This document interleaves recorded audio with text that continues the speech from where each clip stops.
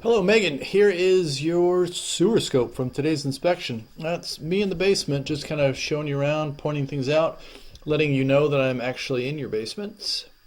There's the clean out. I did not create that divot in the side of the pipe. That was already there. Just a point of record there.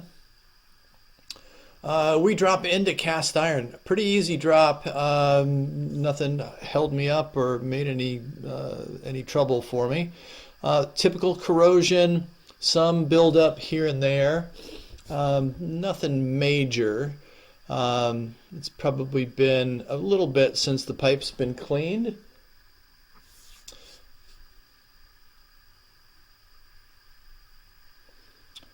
So cleaning would be recommended at some point, probably within the first year of ownership, I would say would be a good idea.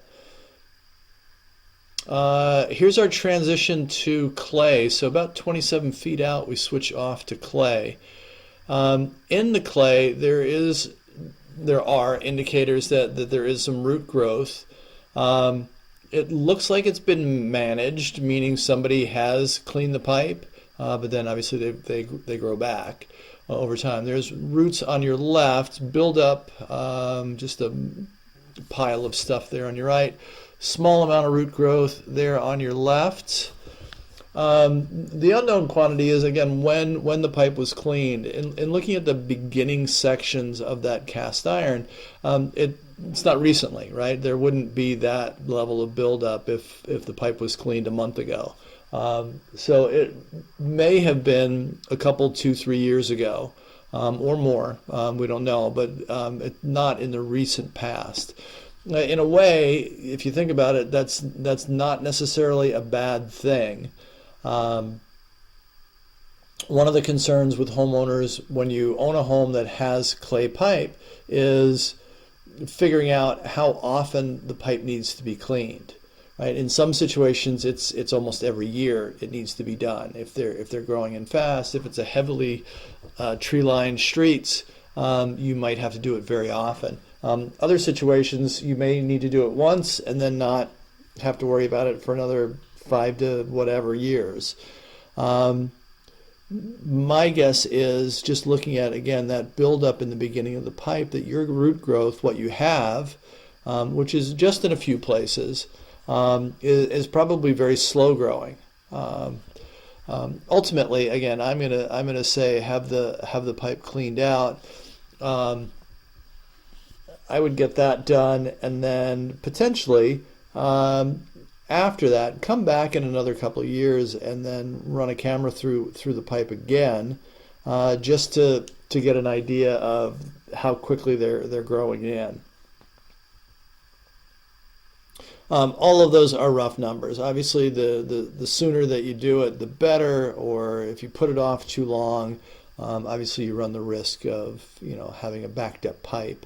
This is the main connection to the municipal line. It'll take me just a minute to get here around this little bend. I'm not really 100% sure what was binding me up or keeping me from making that turn.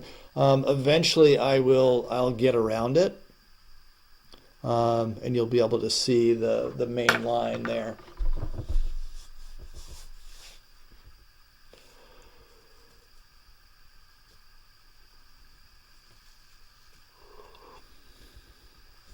Hang in there. I'm just turning on a little bit of water.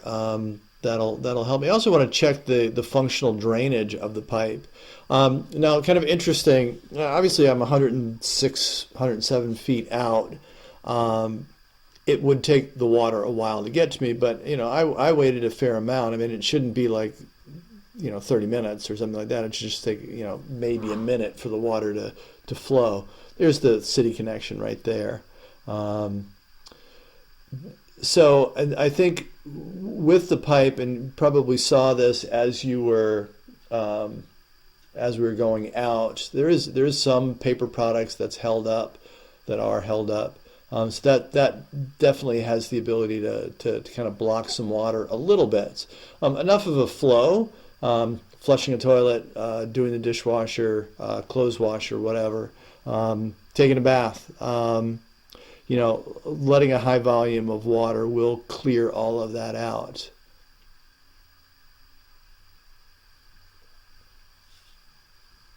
So here's where we start holding a little bit of water. You'll be able to see the flow as we get further back into the pipe.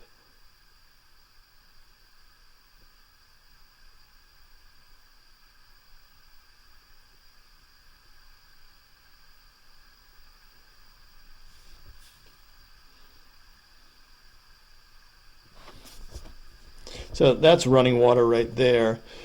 Um, we're not holding water, to any, major extent anywhere in the pipe. I'm going to keep pulling back all the way. You're welcome to watch the remainder of this if you'd like. Feel free to reach out to me if you have any questions. I'm always happy to be a resource if I can help.